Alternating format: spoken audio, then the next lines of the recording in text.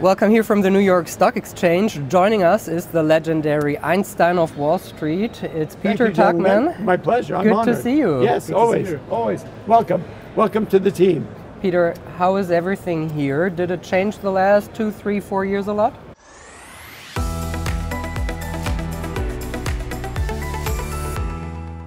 You know what? I think it has changed a lot. I think, we're dealing in a post-COVID world. They've made a big effort to make this place. We are the last human interactive brokerage platform in the world. And so I think there's a big effort in the way the market is trading. We've got crazy volatility. Think about post-COVID, right? The market's been on fire. We're trading record highs every single day, even in the eyes of all the difficulty that the world's having and the economies are having. This market seems to be just proceeding in a huge way. So I think they've made a major effort to, like we're doing an IPO today. So things have changed. We've reevaluated the whole concept of having humans involved in the marketplace. I think the fact that humans are here now is more relevant than ever, right? For a while there, it said the electronic market was sort of overtaking that, but with the volatility we're seeing in the stocks are not reacting the way they used to. I always joke around, I said, this is not your grandfather's stock market, right? It's different, right? You've got companies where they come out with earnings and guidance. We've seen it this week with Meta. We saw it with Tesla. Tesla's earnings could not have been worse, yet the stock went up. Granted, it was oversold and there was a reason for it, but you had Meta whose earnings were good and it went down. So I think the volatility and the importance of having humans interacting with the marketplace are all the more important. And so, yeah, the whole atmosphere has changed a little bit, in a good way. So one thing that changed is the inflation. We are now in inflationary circumstances. Do you think we will have to live with that the next years and we will go back like in the 70s or so? Or do you think from your perspective inflation will come down, yields will come down, so what we have maybe 10 years before? So look, I'm a firm believer in really analyzing where we are coming from and not looking at look at how cup is half full, not half empty. If you think about it, we are in the inflation rate at 8.5%, where we were a year and change ago, which definitely was really difficult. Globally, obviously, our inflation rate is less than most of the rest of the world. What we pay for gas, what we pay for eggs is, while high for us, is definitely less than most of the world pays, was a function of the fact that look, in 2007 financial crisis, we put $800 billion into the market, Federal Reserve did, to prevent the failure of all the banks. It took us 9 years to get back to even.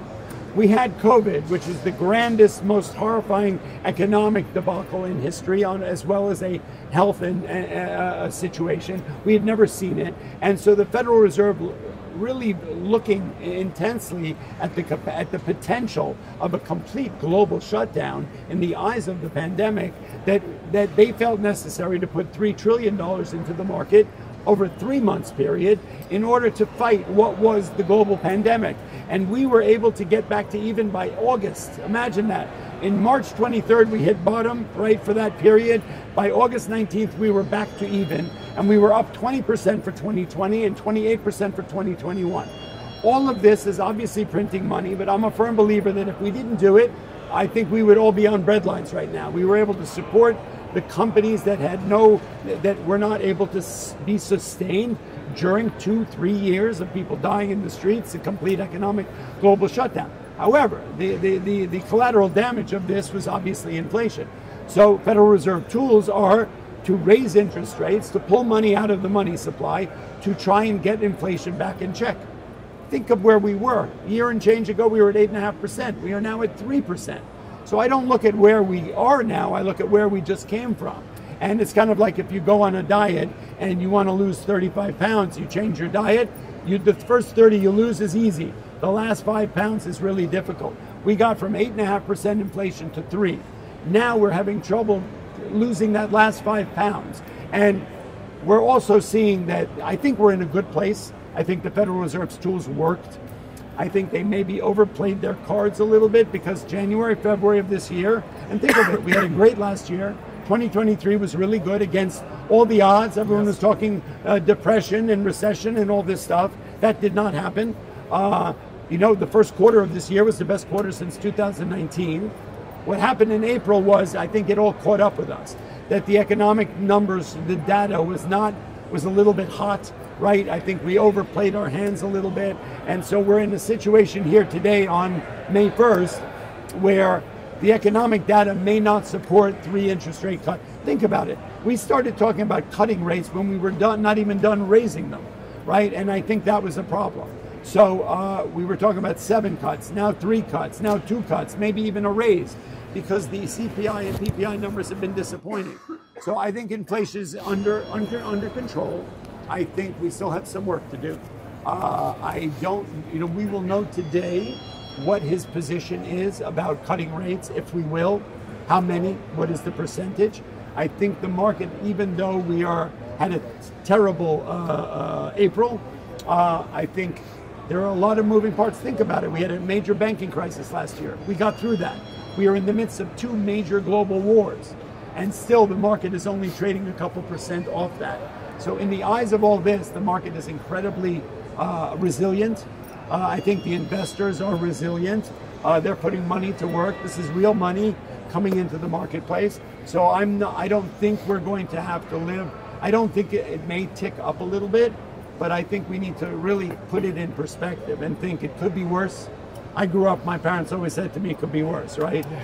It could be a lot worse. We could still be at 8%. We could be paying $5 for gas. We could be doing, the world could be, even though I think the world's in deep trouble in so many different ways, I think net to where we were a year or 2 ago, we're in good shape. Peter, you underlined how important humans are. How important is it to have a financial education to be active here on the market?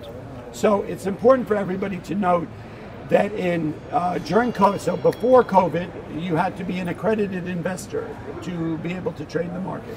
Meaning that you had to prove, if you opened an account at Smith Barney, Merrill Lynch, Morgan Stanley, that if you lost 100% of the money you invested, that it would have no effect on your standard of living. That meant that this was a very exclusive club. You had to be a very 1% of the 1% to invest. What changed, what I call the democratization of the trading community during COVID, was that everybody with an iPhone and $100 could suddenly trade the market. All the barriers were down, right? And you had Robinhood and Webull and TD Ameritrade. All these trading apps came along, and it opened the doors to 40 million plus new retail traders coming into the market. For me, that's a wonderful thing. This community will be the next generation of traders. However, none of these platforms offer any kind of education about the markets. Everybody comes in here thinking it's a get-rich-quick scheme, that they just throw a dart at the wall, or they listen to Uncle Herbie on the internet to give me a signal where to buy and sell stock. And at the end of the day, as you know, it takes work to be a value investor. So for young retail trading and this investment community, the new generation need to understand that they need to learn technical analysis and risk management. They need to learn the tools that the market gives them. That stocks do go up and go down. You can make money on the way down, but this is not, you just can't throw a dart at a wall and hope. Hope is not a strategy for trading, right? Yeah. Hype and FOMO and fear of missing out. These are not legitimate strategies. You will at net get hurt in the market. 8 out of 10 new day traders, right, end up blowing up their accounts, and they don't make it in this business. So now that everybody's been invited to the party, I think it's imperative that everybody goes out and does the work, whether they learn from you or whether they learn from me, people who have experience. Maybe from both? Maybe, yeah, that'd be great, yeah. That's so important because, at the end of the day, in 20, 30 years, the people who are now just getting into the market are going to be the valued investors, not only traders but investors in the marketplace. As the old guys, die off and move on, right? So education is the key to this thing working. There is another party later this year, the U.S. election. Do you think there would be a change? A party? Is it going to be a party? I don't know, right? Do you think anything could change for the markets, or is it the same after every election almost? So historically, election years don't have a big effect on the market. I think that we are, in a situation that's probably unmatched by the fact that you've got Mr. Trump making an attempt to come back. He's trying to decide, should I go to jail or should I become president? And I think that's a bit controversial. He doesn't have a lot of policy. He's a bit of a wild card. So markets don't like unknowns, right? We saw when he was president, you know, one day he woke up and decided he would throw tariffs on Chinese goods, and the whole market went, you know, upside down, right? So I don't think markets can deal with the unknown and anxiety around a president who is such a wild card. I think Mr. Biden is a little more, even though he's an older guy, but he has experience. He actually has policy as far as that goes. What the market and people, you know, who are supporters of the Republican Party like, their whole story is the fact that they want their taxes lowered, right? And that's one of his biggest games. At the end of the day, look, I'm a firm believer, if you're making money, you pay your taxes, it's all good. There are other things that are important. So if he becomes president, things will change. If Mr. Trump becomes president, you know, let's think about it. You know, everybody thought that under Biden, Democrats, usually markets don't do as well as under the Republicans. Although under Biden, after the Trump era, we are hitting record highs every day. So obviously what he's doing something right. You know, because in the eyes of a banking crisis, an interest rate, a major interest rate story, an inflation story, and a world post-COVID, with all that being said, we are still trading at record highs every day. So he must be doing something right.